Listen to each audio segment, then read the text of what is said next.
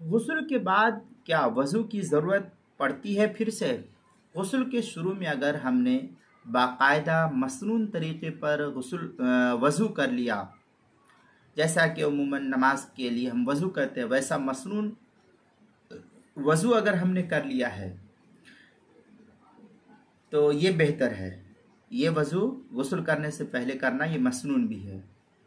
لیکن اگر وضو کے بغیر غسل کر لیا ہے تو اب بعد میں وضو کی ضرورت باقی نہیں رہتی ہے، اس لیے تمام اعضاء پر پانی پہنچ جانے کی وجہ سے طہارت کبریٰ کے ساتھ ساتھ طہارت صغریٰ بھی حاصل ہو جاتی۔ ہاں، غسل کرنے کے بعد کوئی نواقض وضو پیش نہ آیا ہو، اگر کوئی نواقض وضو پیش آیا تو پھر آپ کو دوبارہ وضو کرنا ضروری ہو۔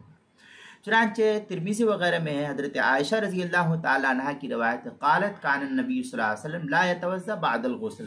یہ ترمذی کی روایت ہے، پہلی جلد صفحہ 30 پر ہے۔ مرقات میں ملا علی قاری اس حدیث کے تحت تفصیل نقل کرتے ہیں، وقال القاری ای اکتفا بوضوئه الاول فی الغسل وهو سنہ او باندراج او ارتفاع الحدث الاصغر تحت ارتفاع الاکبر۔ اس کے تحت جو نقل کیا مرقات دوسری جلد صفحہ 38 پر ہے، اس کی تفصیل کتاب المسائل پہلی جلد صفحہ 178 اور 179 پر بھی اس کو نقل کیا گیا ہے۔